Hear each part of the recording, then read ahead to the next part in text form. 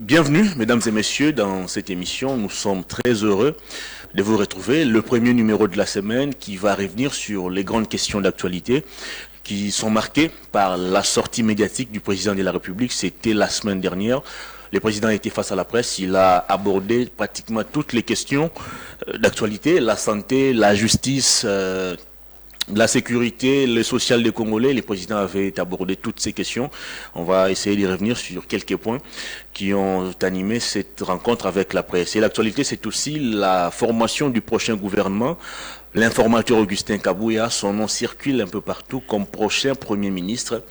Est-ce qu'il a les profils pour conduire le gouvernement? Nous en parlons entre-temps. Il y a aussi d'autres noms qui sont évoqués, notamment celui de Jean-Pierre Liaou qui venait de signer il y a peu son retour à l'UDPS.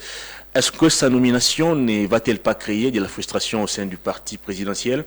Nous en parlons sur ces plateaux avec un cadre de l'UDPS. Il s'appelle Emmanuel Tshibambe, qui signe son grand retour sur ces plateaux après un très long moment d'absence. Bienvenue, Tshibambe Emmanuel. Merci beaucoup Hervé et Thomas. Bonjour à vous et à tous nos nombreux téléspectateurs qui nous suivent en ce moment. Vous avez bien dit que je signe mon retour. Exactement. Je ne sais pas qui avait acté que je parte. Je ne sais pas. Bon, moi j'ai constaté vous êtes de temps en temps occupé.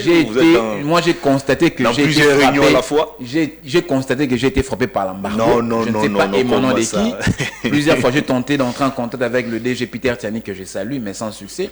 Mais heureusement qu'aujourd'hui vous avez il n'y a jamais eu décidé... d'embargo. Il n'y a jamais eu d'embargo. C'est le public qui va juger. Parce que quant à moi, j'en sais rien. Je me suis dit, c'était un embargo qui ne disait pas son nom. Alors, je dois signaler aux téléspectateurs que vous êtes un ancien de l'IFASI, que vous avez exercé comme journaliste par le passé. Mais cette passion d'aller faire la politique active vous est venue comment? Vous savez, je me suis inspiré de beaucoup de gens, sur le plan international que national. Je voudrais commencer sur le plan national, il faut que je le dise. Moi, j'ai été passionné d'un vieux qui est d'ailleurs votre proche, un de votre proches, le vieux Koudou Rakassongo. Exactement. Je ne le connais pas, je un ne l'ai jamais rencontré. Journaliste. Voilà, je ne l'ai jamais rencontré. Vraiment, c'est mon idole. Je vous l'ai dit, peu importe sa couleur politique, j'ai dit, mon idole, c'était Koudou Rakassongo. Quand j'étais enfant, j'avais l'habitude de suivre le journal Télé Zaïre à l'époque. Ben, bon, vous n'avez pas eu la chance de le suivre. Moi, malheureusement. Oui, moi, quand même, j'ai quand même cette grâce-là. Et quand il s'agissait du journal présenté par Koudou Rakassongo, vraiment, ça m'épatait. En tout cas, j'ai laissé... Donc, de toute affaire cessante, j'ai venu suivre le journal. Donc, je voyais un jeune monsieur qui parle bien, avec une verve oratoire sans conteste, avec, vous savez, avec qui vous parle en bon français. Exactement. Et moi, ça m'épatait, ça m'émerveillait. Et petit à petit, je me suis dit, quand je finirai également mes études, je ferai le journalisme. Et puis après, je crois qu'il a été nommé ministre. Si exactement, il a été ministre par le passé. Voilà. Vous voyez, mon idole, journaliste, ministre. Donc, il s'est immigré dans la politique. Et porte-parole du président plus tard. Porte-parole du président Joseph Kabila. Donc, vous voyez un peu ce parcours-là, ça m'avait vraiment émerveillé. Je me suis dit, oh, on peut devenir politicien tout en étant également journaliste. Le cas de Koudou Rakassongo, qui est mon idole. Donc, ce n'est pas une nouveauté. Donc, il y a déjà des précédents, il y a déjà de jurisprudence, Koudou Rakassongo que je cite. Donc, c'est un peu ça. J'ai fait mes études, comme vous le savez, dans la meilleure université d'ailleurs du pays, l'IFASI, qui forme les journalistes. Je ne dis pas qu'il n'y a pas d'autres universités. La meilleure, c'est l'IFASI, c'est sans conteste d'ailleurs. J'ai presté en tant que journaliste, mais comme je vous dis, ce son-là, j'avais vraiment cette envie de devenir journaliste, un grand journaliste, un bon journaliste, un politicien en devenir.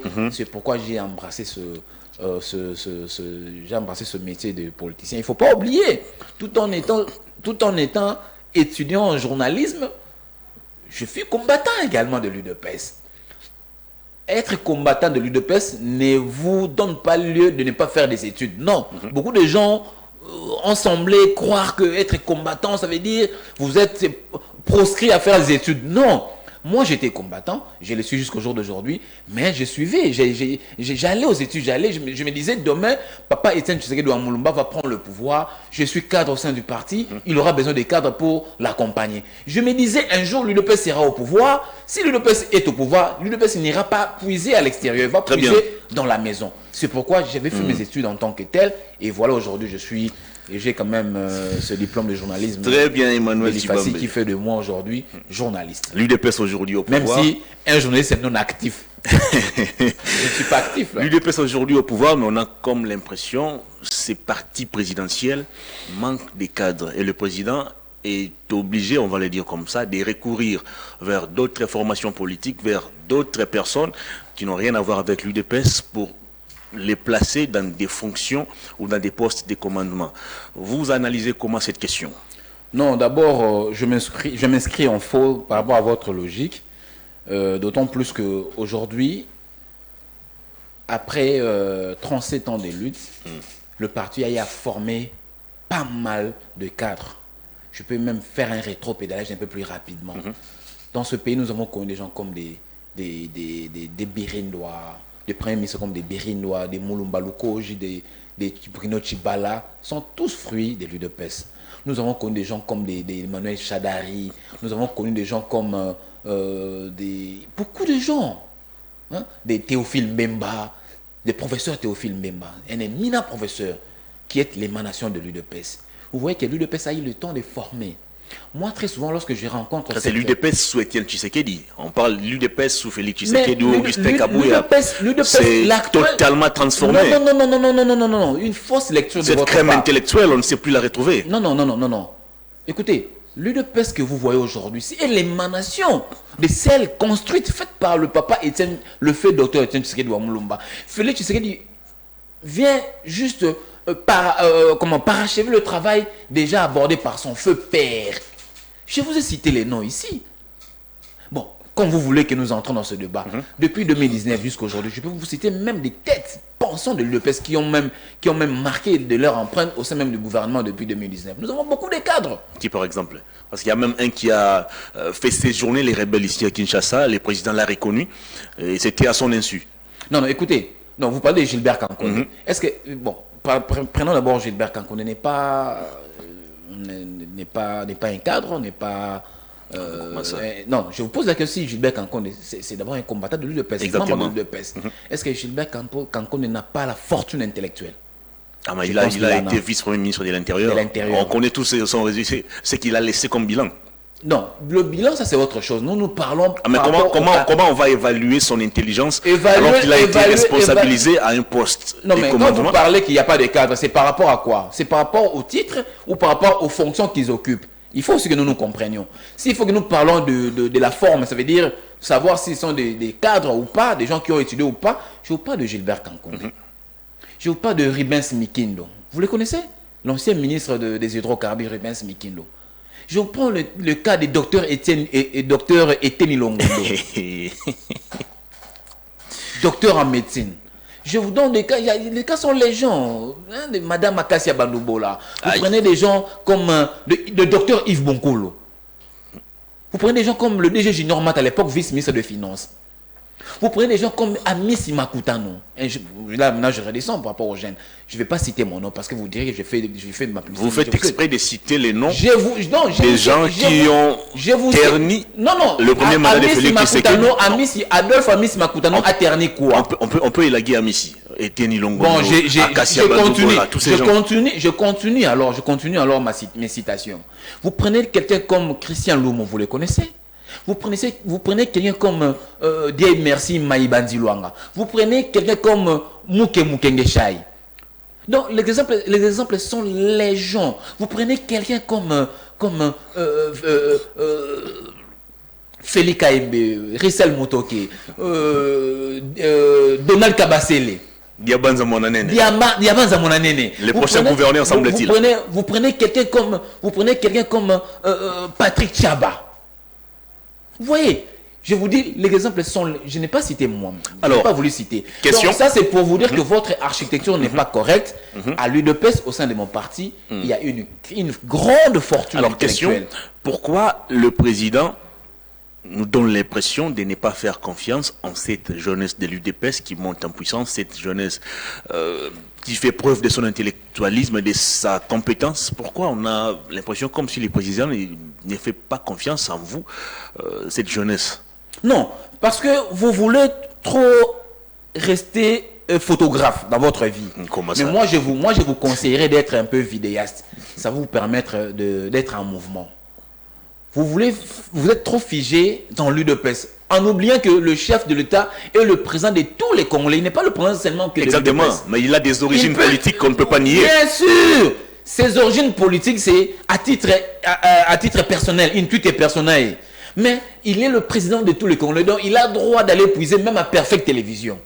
Il a droit d'aller puiser même à l'ensemble, même au PPRD. Il est le président de tous les Congolais. Pas seulement de l'UDPS. Il peut puiser dans l'UDPS comme vous le suggérez. Oui, parce que c'est sa famille politique. Mais il n'est pas seul le président de l'UDPS. Il peut aller puiser où il veut, même au sein du PPRD, même à décider. Tout en étant chef d'État, il peut décider, bon, moi je pense que la fonction telle, moi je voudrais faire confiance à quelqu'un du PPRD par exemple, à quelqu'un de décider. C'est ça le problème. Lorsque le chef élargit un peu sa vision par rapport, élargit un peu sa façon de travailler par rapport à sa vision, ce n'est pas forcément dire qu'il tourne le dos à son parti politique. Non, ce n'est nullement le cas. Seulement, c'est un chef d'État qui est un réceptacle beaucoup plus accueillant. Il veut remettre tout le monde dans le giron national pour qu'il n'y ait pas de frustration. Très bien. Il ne veut pas tout simplement travailler avec sa famille politique. C'est pourquoi il élargit le champ. Très bien. Mais non, là, ça vous semble mauvais. Il aurait fallu qu'il soit seulement focalisé, focus sur l'UDPS. Et en ce moment-là, vous viendrez dire, voilà, tu sais qu'il dit, il s'est calmé toujours dans sa famille politique, pas d'autres. C'est ça le piège dans lequel vous voulez que le chef soit trempé, malheureusement. Emmanuel Tchibamé, diplômé en sciences de l'information et de la communication. Est-ce qu'on peut s'attendre à ce que Félix Tshisekedi puisse porter son choix sur votre personne pour diriger le ministère de la communication et des médias? En remplacement de Patrick Mouyaya, dont la gestion est décriée par les agents de la RTNC. Merci beaucoup pour votre prédiction. Je vous dis merci, je vous dois fière chandelle. Mais je sais que l'excellence Patrick Mouyaya fait un bon travail. Ça, c'est sans conteste. Vous savez, nous qui avons fait la communication, nous sommes très sensibles, surtout dans ce secteur-là. Moi, après le départ de Mende, lorsqu'on avait nommé Julino Makelele, le premier réflexe que j'avais, je me disais, il faut que nous le disions, que nous l'aimions pas. Mende était vraiment au top. Ça, exactement. Exactement. Alors, quand on a nommé Julino Makelele, le premier réflexe que j'avais, je me disais, est-ce qu'il va rencontrer le niveau que Mende avait placé par rapport à ce secteur-là. Et quand il est venu, excusez-moi, grand frère Julino Makelele, excusez, je n'ai rien à voir contre vous.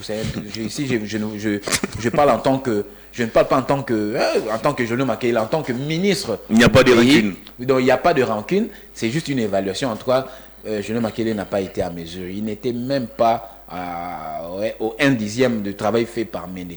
Et quand il est parti, quand Mouyaya est venu, je crois que c'était juste après lui, c'était Mouyaya. Exactement. Quand Patrick Mouyaya est venu, vous sentez vraiment qu'un expert en la matière, vraiment un chevronné dans le domaine. D'abord, il répondait par rapport aux critères, au profil, journaliste de son état.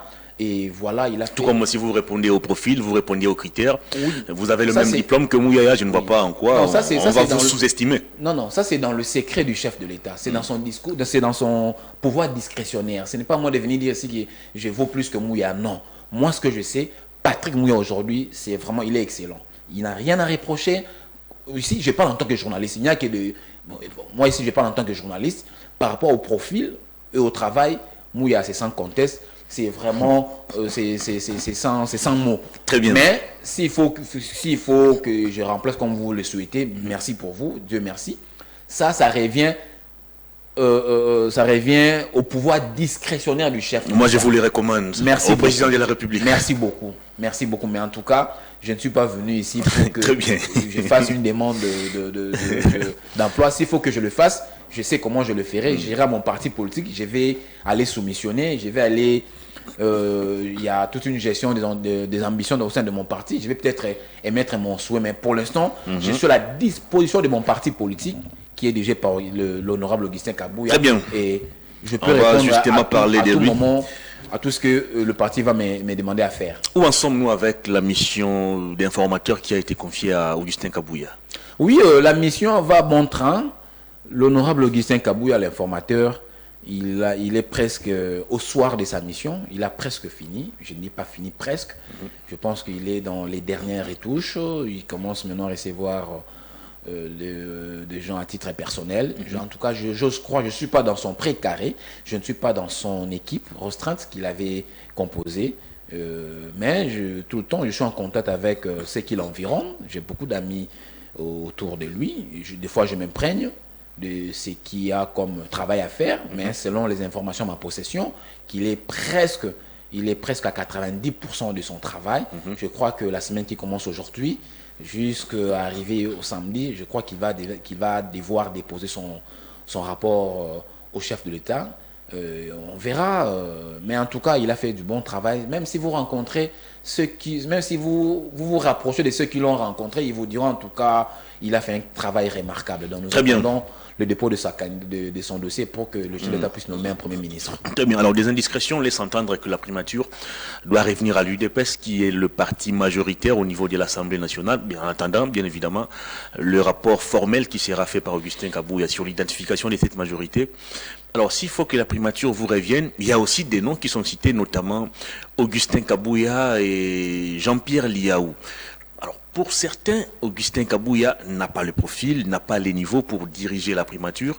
Et pour d'autres, on doit confier cette mission ou ces postes à Jean-Pierre Liaou. Maintenant, question, d'après vous, qui d'Augustin Kabouya et de Jean-Pierre Liaou a le profil idéal pour diriger la primature?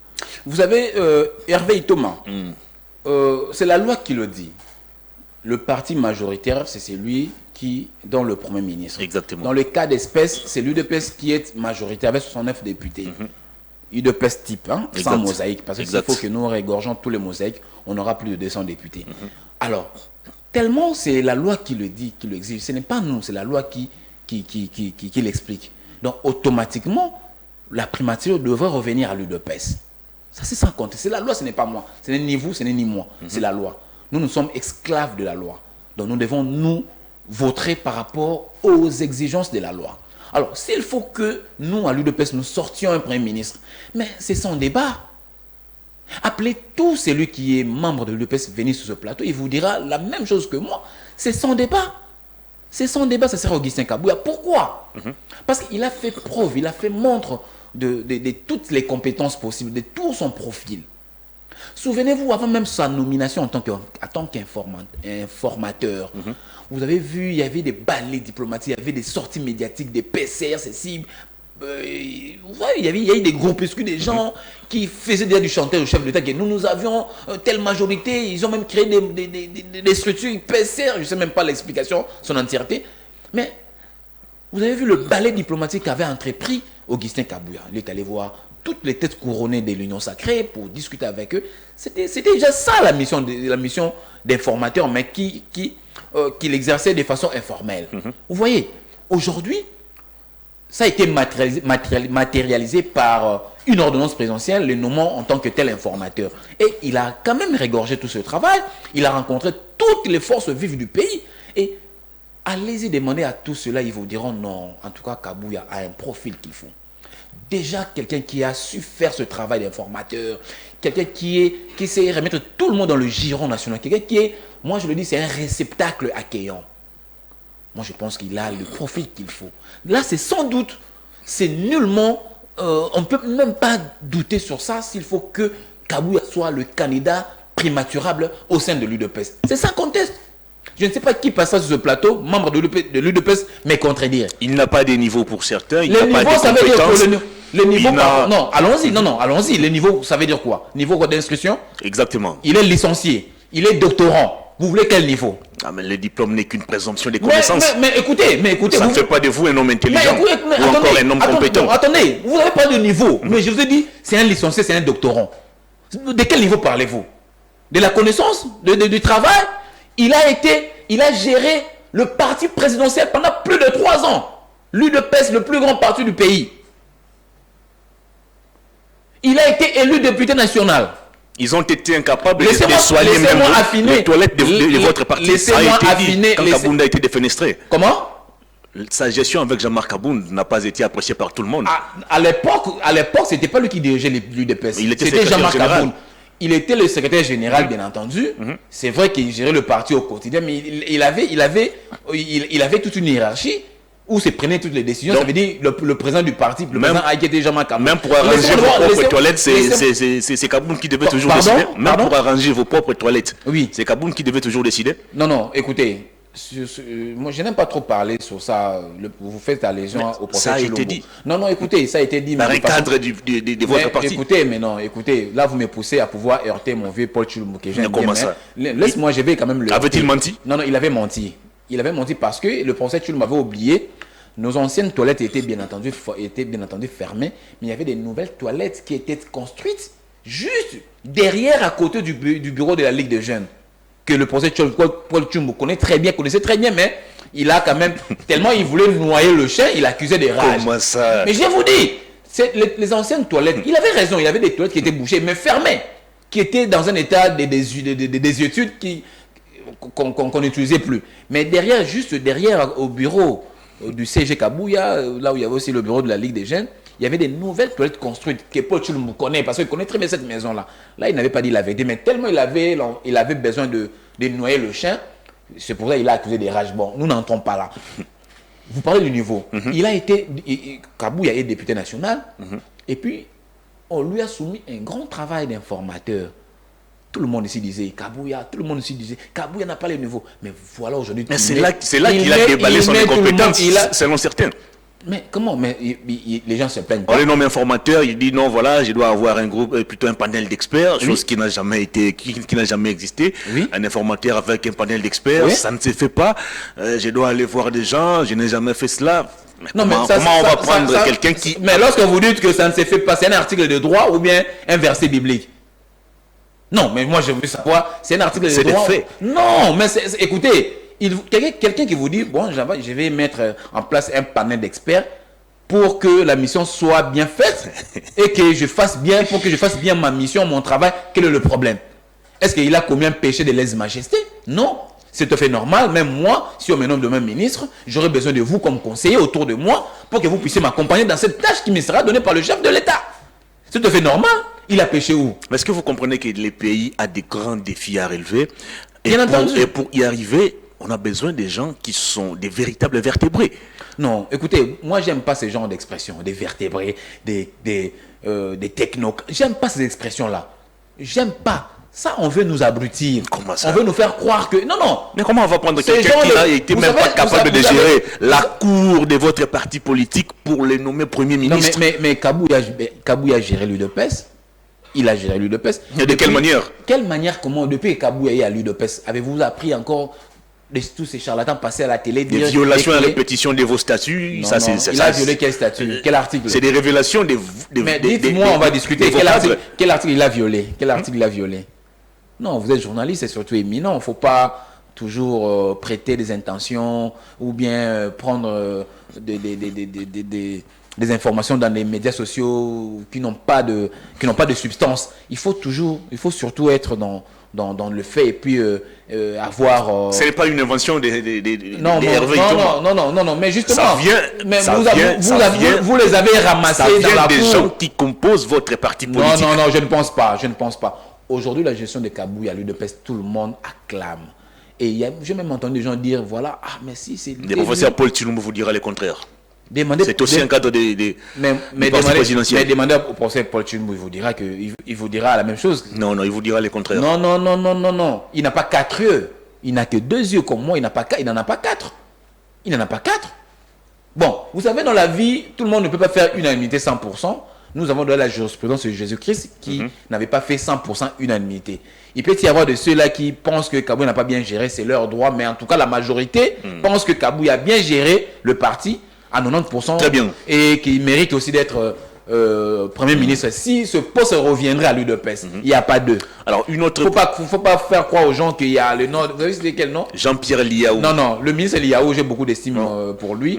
L'honorable Liaou, moi je pense que c'est pas un bon profil parfois par rapport au Lucien Kabouya. Jean-Pierre Liaou qui a fait ses preuves comme vice-premier ministre de la fonction publique, dont moi j'accepte. Félicité même par le président de la République. Oui, même moi je le félicite. Qui souhaite même qu'il puisse continuer avec cette action. Même moi je souhaiterais que Liaou continue à la fonction publique. Vous pensez que Liaou ne fera pas un bon premier ministre? Mais à la primature, non. Comment ça? Mais je vous dis, écoutez, diriger la fonction publique n'est pas semblable à la primature. Mais pour quelqu'un qui a fait déjà ses preuves comme mais Kabouya également fait ses preuves. Pourquoi vous ne citez pas seulement Kabouya? On l'a jamais vu au sein des institutions On l'a jamais vu. Mais écoutez, gérer à bon escient, ne serait-ce que le parti présidentiel. D'après vous, écoutez, je n'ai rien à voir avec le ministre Eliaou. C'est vraiment un aîné que je respecte beaucoup. C'est parmi les gens que moi je respecte et c'est parmi les gens que moi j'ai beaucoup d'estime. Hein, avec l'excellence, l'honorable Eliaou, que je salue d'ailleurs et que je félicite par rapport à son passage au ministère de la fonction publique. Je n'ai aucun problème avec lui. Mais quant à la question de la primature, moi je pense qu'il est mal placé. Cette question va relever... Non, sérieusement. Quant à la question, moi d'ailleurs, comme le chef de l'État l'a dit, moi d'ailleurs je souhaiterais, d'ailleurs c'est ma prière de tous les jours qu'il soit reconduit à ce poste de ministre de la fonction publique. Mais en tout cas, il ne faut pas faire des allusions à la primature. Non, ça c'est... Moi je pense que ça c'est outrepassé. Cette fonction, moi je pense que nous devons la réserver Nous devons la réserver... Je l'ai dit, à Augustin Kabouya, il n'y a pas de... Ce n'est pas un poste taillé sur mesure. Ce n'est pas taillé sur mesure, c'est nous qui allons nous rendre compte, c'est nous qui irons chez nous, c'est nous qui allons nous mettre ensemble et dirons que voilà, qui on peut donner ce poste au sein du parti. Alors moi je vais pousser plus loin les raisonnements. Oui. Vous ne voulez pas d'Eliaou à la primature parce que... Non. Laissez-moi finir ma question. Laissez-moi finir ma question.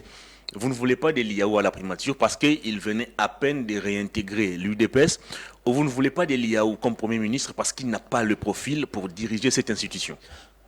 Écoutez maintenant ma réponse, c'est clair et net. D'abord, ce n'est pas que je ne veux pas d'Eliaou à la primature, non. Il ne faut pas faire croire aux gens que moi je ne veux pas d'Eliaou à la primature.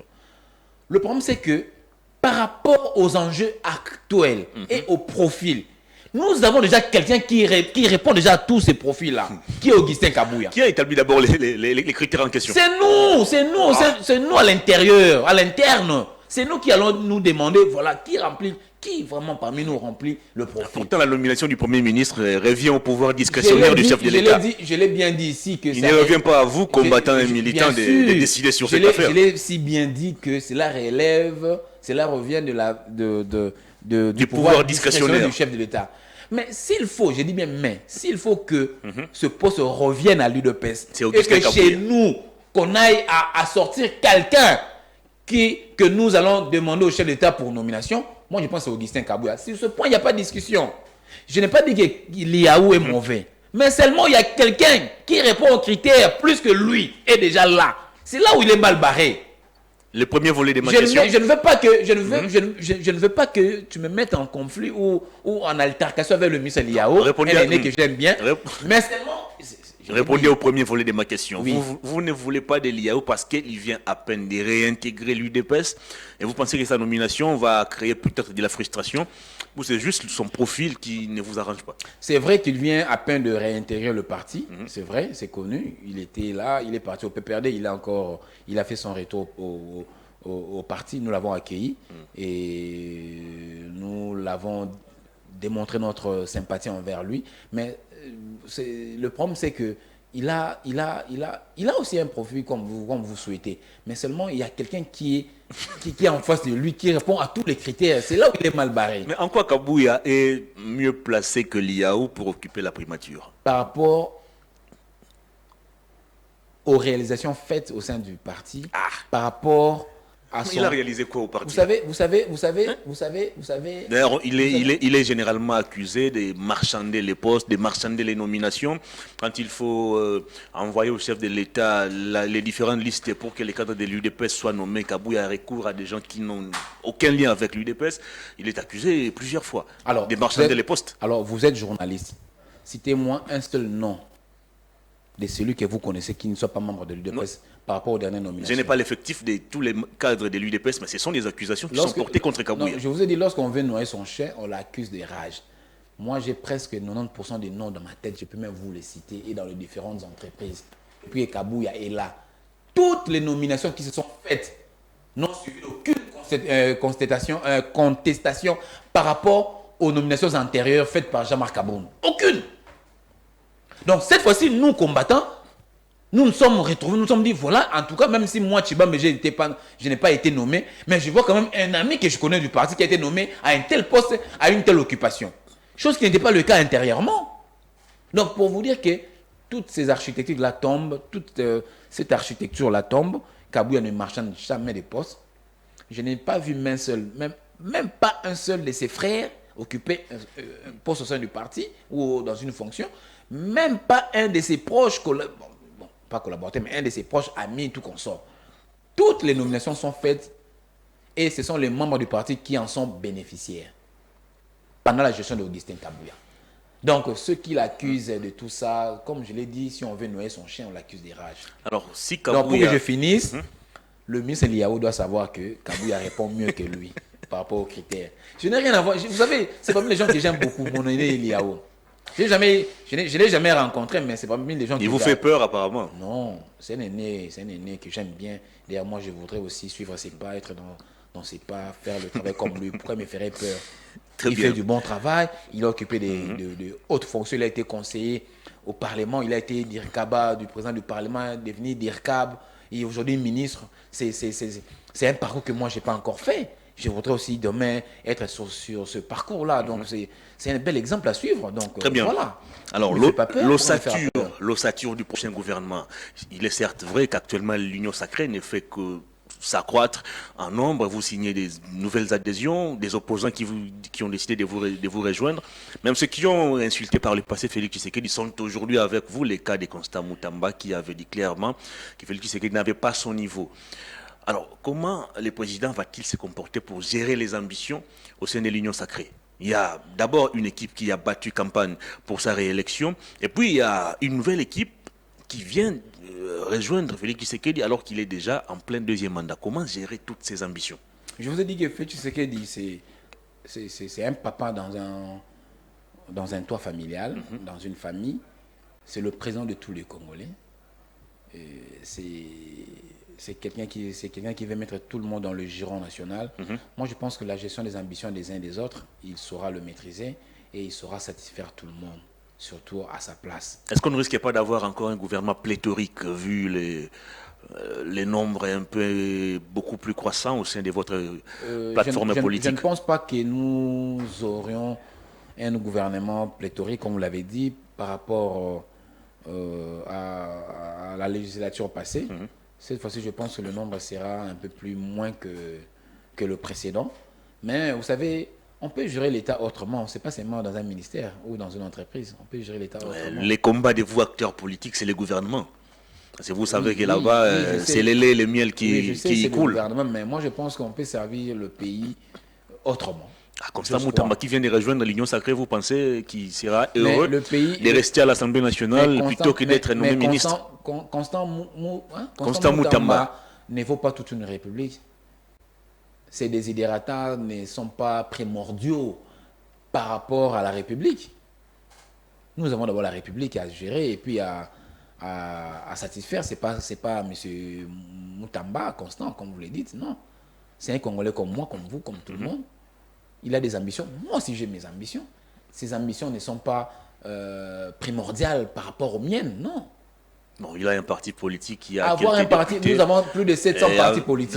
La répartition des postes au niveau des gouvernements... Moi, je dis ceci, tout le monde a ses ambitions, bien évidemment, mais ces ambitions ne sont pas primordiales. On va le traiter comme tous les autres Congolais.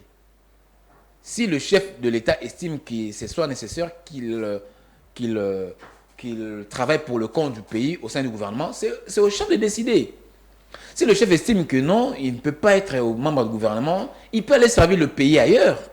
Ce n'est pas seulement au gouvernement. Alors nous qui ne serons pas nommés, on va faire quoi? Nous allons nous immoler ou comment? Pourquoi on va se suicider? Vous pessimiste sur votre avenir politique? Non, j'ai dit, s'il arrivait qu'on ne soit pas nommé, ça peut arriver qu'on ne soit pas nommé, ou qu'on soit nommé ou pas. S'il arrive qu'on soit nommé, on va rendre grâce à Dieu et puis on va remercier le chef d'État pour nomination. Alors, est-ce que mais si ça n'intervient pas, on rend toujours grâce à Dieu et on dit merci au chef d'État parce qu'il a estimé que je peux encore rester dans la réserve de la République.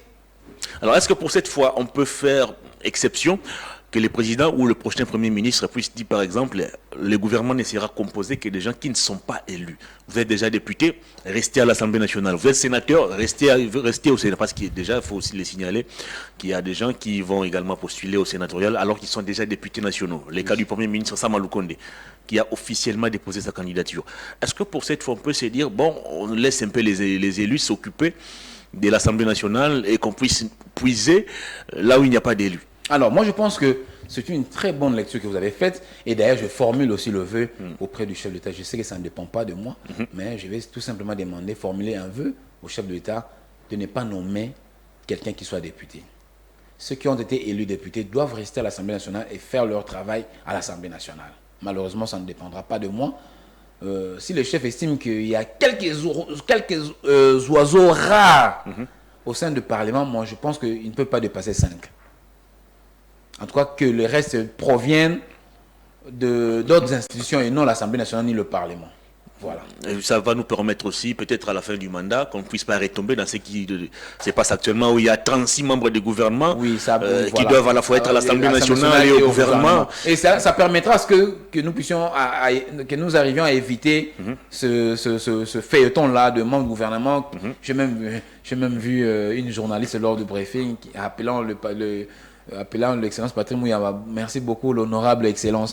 Donc, il voulait juste s'amuser pour dire qu'en même temps, ministre et honorable député. Donc, ça va nous éviter à tout ça. Moi, je pense que pour que nous n'arrivions plus à ce dilemme-là, je pense que le membre du gouvernement ne peuvent nullement provenir de l'Assemblée nationale. Est-ce qu'on peut espérer, dans cette nouvelle législature, qu'on puisse modifier un peu la loi électorale qui occasionne aussi ces désordres? Quelqu'un qui est à la fois député provincial, député national, sénateur, et il se retrouve plus tard membre du gouvernement, et il commence à caser ses membres de famille. Alors, c'est vraiment un travail que je demanderai aux amis. J'aurais souhaité vraiment que je sois élu député. Bon, malheureusement, la Providence en a décidé autrement. J'aurais vraiment souhaité porter cette question à l'Assemblée nationale, pour demander qu'on puisse vraiment toiletter, réviser cette loi, parce que ça laisse croire beaucoup d'embûches. Il y a beaucoup d'interprétations qui ne tiennent pas vraiment lieu. Moi, je pense que les nouveaux députés doivent vraiment revoir cette loi, et puis s'il faut porter des modifications, pourquoi pas le faire. Alors, avant de chuter, pour évoquer la question de la justice, tant décriée par le chef de l'État, une dernière question en rapport avec la formation du gouvernement. Le prochain Premier ministre, est-ce que nous devons avoir un Premier ministre très effacé comme Sama Lukonde, ou vous pensez qu'on doit avoir un Premier ministre qui a une forte personnalité et qui a un leadership fort? Je pense que nous devons avoir un Premier ministre qui a un leadership fort et une forte personnalité. Ça, c'est très important. Bon, s'il peut remplir tous les 3 critères, ça serait aussi intéressant, effacé. Mais en tout cas, même s'il ne sera pas effacé, même s'il sera trop apparent, mais qu'il ait un leadership fort et une forte personnalité. Moi, je pense que dans ces 2 critères, Augustin Kabouya les répond, sincèrement. Il les répond. Pourquoi ne pas reconduire Sama Lukonde? Non. Il y a eu beaucoup d'erreurs. Il faut que nous ne sommes pas naïfs. Nous n'allons pas nous en offusquer. Il y a eu beaucoup de... Sama Lukonde a bien géré. Il a bien géré la primature. Et sa gestion a été vraiment très bien, pour ne pas dire très bien, mais je pense que cette fois-ci, il doit aller à l'Assemblée nationale se reposer et aller produire des lois là-bas. Il est aussi candidat sénateur. Voilà, il peut être un bon sénateur, il peut être aussi un bon président du Sénat, Sama Lukonde, mais quant à la gestion de la primature, moi je pense que cette fois-ci, on doit changer le fusil d'épaule. Il faut que l'UDPS occupe, j'ai dit, il ne faut pas que l'UDPS occupe cette fonction de... Très bien. Le Premier ministre. Et Augustin Kabouya principalement. Augustin Kabouya principalement. Il n'y a pas de, cher ami, sur ce point, il n'y a pas de discussion. Il n'y a pas de contestation. Faites appel à tout membre, je dis bien à tout membre de l'UDPS. Je n'aime pas de l'UDPS Chibala. Comment? Même au professeur Paul Chilumbu. Il vous dira que Kabouya, c'est le candidat. Mais écoutez, appelez le professeur Paul Chilumbu, il vous dira que Augustin Kabouya est le profil idéal au parti. Il ne va pas le contester. Mais écoutez, il va contester Augustin Kabouya avec quel argument? Avec quel argumentaire? Parce que lorsque vous allez contester, il faut nous amener un contrepoids. Vous devez nous proposer. Moi, j'ai proposé, j'ai dit par rapport à ceci, par rapport à cela, Augustin Kabouya est le meilleur profil. Moi, j'ai donné des effets. Très bien. Moi, qui attestent, je dois avoir aussi l'avis du professeur Paul Chilumbu. Je vais le chercher. Mais Paul Chilumbu ne fait pas unanimité à l'UDPS. Ce n'est pas le combattant extra ou bien le combattant, super combattant de l'UDPS. Non, il peut avoir son avis. Ça moi, je le respecte. Et ça sera son avis, ça le restera en tant que tel. Mais il faut pas seulement Paul Chilumbu, il faut appeler la majorité de tous les cadres de l'UDPS. Appelez la majorité. Faites même un échantillon de 10 membres de l'UDPS, vous venez ici, vous leur posez la question. Très bien. Et vous faites la balance des mesures, vous verrez que Kabouya va l'emporter. Et puis c'est le meilleur profil par rapport à ce poste-là. Très bien. La justice est malade, c'est le président qui l'a dit. Ça fait plusieurs fois que le président décrit le fonctionnement de l'appareil judiciaire, mais on ne sent pas aussi de son côté l'impulsion de vouloir mener des réformes, question de changer notre appareil judiciaire. Alors, par où le président devra commencer dans le cadre de son deuxième mandat pour donner du tonus au fonctionnement de la justice? Vous savez, le chef, lorsque il ressasse sur cette question de la justice, ce n'est pas anodin, hein, ce n'est pas vraiment au hasard. Ça veut dire qu'il a vraiment de grands soucis, des grands ennuis dans ces secteurs-là. Même nous sommes sans savoir que c'est peut-être le dernier des Templiers de tous les secteurs de la vie qui fait que, ou qui font que le chef d'État ne puisse pas avoir sommeil par rapport à ça. Notre appareil judiciaire est vraiment malade. S'il faut vraiment encore paraphraser ou bien compléter encore le chef d'État par rapport à ce qu'il a dit, et il est vraiment malade. Il faut que dans ce secteur-là, ça puisse vraiment donner...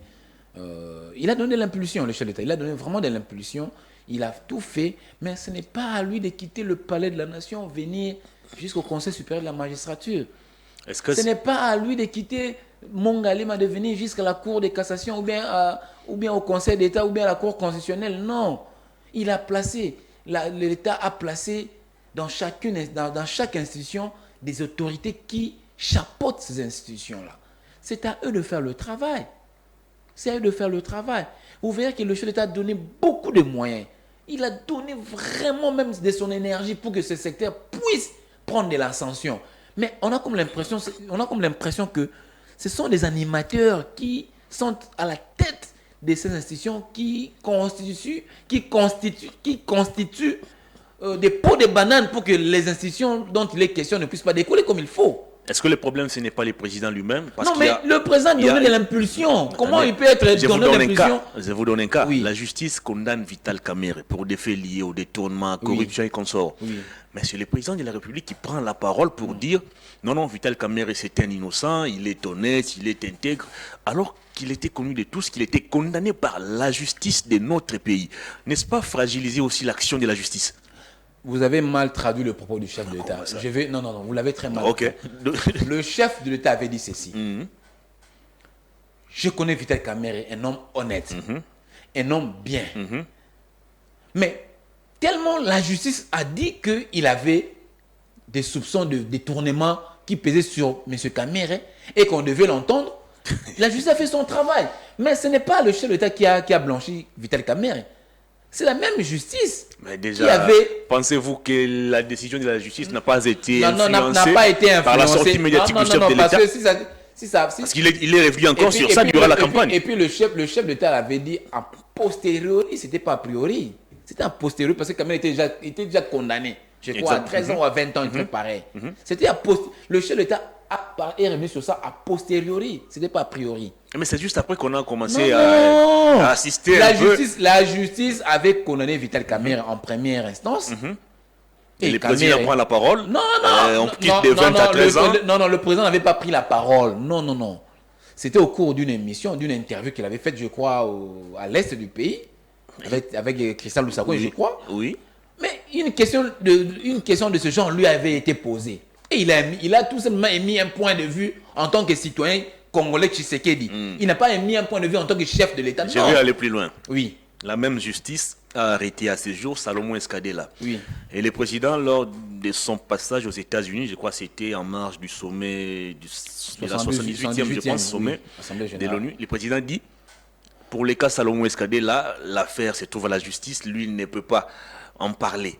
Mais pourquoi le président ne tient pas les mêmes propos sur Salomon Escadela, qui est opposant, comme il a fait avec Vital? Donc, comme pour dire la justice est accommodante pour ceux qui sont avec le chef et cruelle contre les opposants. Contre Kamerhe, le chef d'État avait mis un point de vue. Qui les concernait, lui. Il est revenu sur ça 2 fois. Mais écoutez. Pendant la campagne sur Top Congo, il a dit. Mais La justice s'est rendue compte qu'il n'y avait pas de preuves probantes contre Vital Kamerhe. Vous voulez qu'il fasse quoi? Comment on arrive à arrêter quelqu'un alors qu'on n'a pas façon, encore réuni les éléments de preuve? Moi, je ne suis pas porte-parole de M. Kamerhe, mais seulement moi, je constate que la même justice dont nous décrions ici, qui a supposé, qui nous a fait croire que Kamerhe était un supposé détourneur, et la même justice s'est rendue compte qu'il n'avait pas de preuves suffisantes pour coller à M. Kamerhe ce titre de détourneur. Qu'est-ce qu'elle fait, la justice en question? Elle se ravise. Elle se ravise. Elle dit, écoutez, je n'avais pas de preuves suffisantes. J'avais peut-être condamné à défaut, mais partant de principe de droit, on estime que non, il n'y a pas de preuves, il n'y a pas lieu de pouvoir condamner M. Kamerhe. Et la même justice se ravise. Et l'argent détourné n'a jamais été restitué. Ça, la question qu'il faut poser à la justice, c'est pas à moi. C'est à la justice. Je ne suis ni porte-parole de la Cour constitutionnelle, ni du Conseil d'État, ni même de la Cour de cassation. Alors, qu'est-ce que le président doit faire exactement pour corriger les erreurs du passé, comme il l'a dit dans son discours inaugural? Moi, je pense que le chef d'État, lorsqu'il se rend encore compte prochainement, lorsqu'il va se rendre compte que ça ne marche toujours pas, il faudra limoger tout le monde. Il faudra limoger tous ces chefs de corps, tous ces chefs des institutions judiciaires. Oui, vous savez, nous sommes 120 millions d'habitants. Je pense que dans les 120 millions d'habitants, il y aura aussi des bons magistrats. Vous savez, moi, je connais des magistrats, des bons magistrats. Moi, je y ai côtoyé des très bons magistrats. Ils existent dans ce pays. Ils existent. Ce sont des oiseaux rares, mais ils existent. Moi, je connais une dizaine de magistrats qui ne sont pas véreux, des bons magistrats. Donc, je pense que le chef de l'État peut aussi trouver des bons magistrats. Si prochainement, le chef se rend compte que rien ne marche, il n'y a pas d'évolution par rapport à ce que lui, il attend de la justice, moi, je pense qu'il faut limoger tout, en commençant par la Cour constitutionnelle jusqu'au magistrat de parquet. Il faut vraiment changer tous ces chefs de corps. On va terminer l'émission. Je suis contraint de vous poser cette question. Malgré l'interdiction du CESAC, mais je suis vraiment contraint de vous poser cette question. On parle aujourd'hui de la guerre à l'Est. On accuse les M23, on accuse les Rwandais de nous menacer, de tuer nos compatriotes. Mais là, le président vient de nous faire une révélation. Bon, pas une révélation, mais il vient de confirmer ce qui a été dit par le passé par le professeur Mbata et tant d'autres cadres de l'Union sacrée, que le M23 avait séjourné à Kinshasa. Et le président nous révèle même le nom de la personne qui avait invité ces rebelles. Le VPM de l'Intérieur, l'ancien VPM de l'Intérieur, Gilbert Kankonde. Alors, est-ce qu'aujourd'hui, on peut nous dire les mobiles ou les raisons de l'invitation de ces rebelles à Kinshasa, un pays qui a déjà des problèmes, et qu'on puisse inviter des rebelles à y séjourner en pleine capitale? Bon, moi, vous savez, le CESAC nous a défendu de traiter ce genre de questions. Nous respectons. On a parlé des opérations militaires. Si on ne parle pas des opérations militaires. Mais non, je sais, parce que c'est vous qui l'avez introduit. Je voudrais aussi aller dans le même sens. S'il faut que je parle un tout peu par rapport à cette question, je voudrais ici rappeler à votre mémoire. Il faut bien reprendre les propos du chef de l'État. Le briefing du chef de l'État s'est passé, je crois, le vendredi. Il y a à peine 2-3 jours passés. Mais moi, j'ai la forte mémoire de retenir les propos du chef de l'État. Le chef avait dit ceci. En 2019, il n'y avait pas de rébellion du M23. Le chef a dit, les ex-rebelles du M23 en 2019, ils se sont séjournés ici au pays. Il n'a pas dit qu'ils ont été invités par le ministre. S'il vous plaît. Vous m'avez posé la question, je réponds. Le chef d'État n'a pas dit que le ministère de l'Intérieur ou le ministre de l'Intérieur avait invité les rebelles, non. Il a dit les ex-rebelles du M23 ont séjourné au pays. Et ils ont rencontré le VPM Gilbert Kankonde. C'est tout à fait normal. Moi, j'étais conseiller d'un ministre quelque part. Lorsque le ministre reçoit des gens, il n'est pas forcément louable que le chef d'État soit au courant de tous ces gens que le ministre doit recevoir. Non, mais là, on parle des rebelles. Je vais finir. Non, on ne parle pas des citoyens lambda. Ils n'étaient pas rebelles en ce moment-là. Attendez. Non. Il faut que nous puissions bien nuancer. En 2019, il n'y avait pas la rébellion M23. Soyons clairs et honnêtes envers nous-mêmes. Si nous voulons réécrire l'histoire de ce pays, nous devons être honnêtes envers nous-mêmes. En 2019, il n'y avait pas rébellion. Je mets quiconque au défi qu'en 2019, il n'y avait pas rébellion du M23. Ces gens-là ont séjourné au pays, pas au titre de rebelles M23. Non, c'est faux et archi faux. Ils sont venus, entre guillemets, ils sont des Congolais, entre guillemets, ils sont venus voir leur ministre de l'Intérieur. Pour quelle raison? Écoutez maintenant, c'est tout à fait normal pour tous citoyens congolais. Nous tous, vous, moi, tout le monde, nous le faisons. Je peux aller voir n'importe quel ministre, comme aujourd'hui, j'ai rendez-vous avec un vice-ministre quelque part. Après, si je pense que je vais aller les rencontrer. Ils sont venus, ils ont émis le vœu d'être reçus par le vœu PM Gilbert Kankonde. Gilbert Kankonde. Chose qui a été faite, le vœu PM Gilbert Kankonde les a reçus. Ils ont fini leur audience. Ils ont demandé au vœu PM Gilbert Kankonde s'il y a lieu que le président les reçoive. Et qu'est-ce que le vœu PM Kankonde a fait à son tour? Il a colporté le message, le vœu de pouvoir rencontrer le chef d'État auprès du chef. Non, voilà, j'avais reçu les ex-rebelles de M23. Ils ont séjourné ici au pays. Je les ai rencontrés, j'ai discuté avec eux. Mais à leur tour, ils m'ont demandé, ils ont soumis le vœu de vous rencontrer. C'est ce que le chef d'État a dit. Il ne faut pas traficoter, il ne faut pas... il ne faut pas bypasser les propos dans le contexte. Attendez. Il ne faut surtout pas travestir le propos du chef de l'État. Personne n'a déformé les propos du chef de l'État. Vous voulez déformer. Non. Vous voulez faire croire à l'opinion que... Non. Vous voulez faire croire à l'opinion que les rebelles étaient venus. Attendez. En ce moment-là, ils n'étaient pas rebelles. Attendez. Parce qu'en 2019, il n'y avait pas rébellion M23, il n'y avait pas rébellion. La rébellion a surgi en début 2021. Ok, la rébellion a surgi en début 2021. Alors, question. Est-ce qu'en venant à Kinshasa, ces anciens rebelles, d'après vous, c'est des anciens rebelles, ils n'étaient pas rebelles en 2019, est-ce qu'ils avaient déclaré officiellement un cessez-le-feu? Parce qu'ils ont été défaits militairement, sans jamais déclarer un cessez-le-feu. On suppose qu'ils avaient encore leur statut des rebelles. Non. Parce que nous connaissons tous qu'en 2013, ce mouvement n'existait plus. L'armée avait deux faits, ce mouvement M23. Ça n'existait plus. Nous les connaissons tous. Ça n'existait plus. Non. Cher ami, ayez quand même le courage de dire la vérité à la population. Mais la vérité, c'est que c'était des rebelles. Pas des anciens rebelles, mais des rebelles. Et quand même l'amabilité d'informer notre peuple en bon escient. À l'époque, la vérité, d'ailleurs, c'est une vérité éternelle. La vérité est qu'en 2019, il n'y avait pas rébellion de M23. Et lorsque ces dignitaires de M23 sont venus en 2019 rencontrer Gilbert Kankonde de FEPEP, ils n'avaient pas cette casquette-là de rebelles, des rebelles. On a terminé l'émission. Ils sont l'émission. venus comme des messieurs, comme des citoyens congolais, et ils ont été reçus par le VPM Gilbert Kankonde. Et ils ont formulé le vœu de rencontrer le chef d'État, et chose qui n'a pas été faite. Des gens qui n'ont jamais déclaré le cessez-le-feu. Non, mais écoutez, on va déclarer comment. Écoutez, et quelques temps un après, mouvement qui n'existe plus, comment ils vont déclarer cessez-le-feu? Et comment Parce que ça n'existait plus. Comment ce mouvement a repris les armes? Comment? Si réellement il n'existait plus. Comment il a repris les armes? Mais ça, il faut poser la question. À quel moment, faut leur poser la question. A recruté? Mais nous savons, par rapport au rapport que nous avions, que ce mouvement n'existait plus. Et ces dignitaires sont venus à Kinshasa comme étant des citoyens congolais. Et tous ces discours qu'on vous dit, que non, Tshisekedi nous a fait appel, Tshisekedi nous a reçus ici, on a fait 14 mois, ce ne sont que des torchons, des canulars. Je vous ai toujours dit que ce sont des torchons.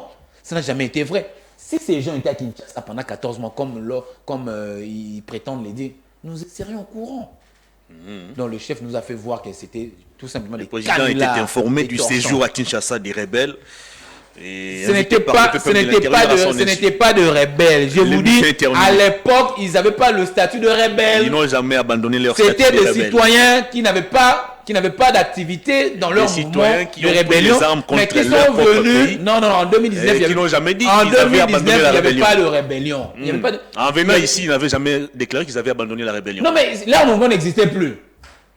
Et puis, il y avait des accords signés à l'époque avec le gouvernement de l'époque entre ce mouvement et la République.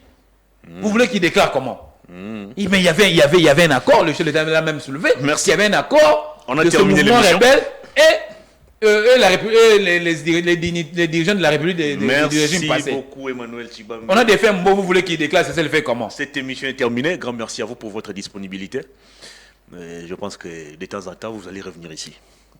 Il n'y a jamais eu d'embargo. Perfect Télévision a toujours été ma maison. Très bien. Moi, je n'ai jamais compris comment est-ce que vous m'invitez de façon saisonnière. C'est ça.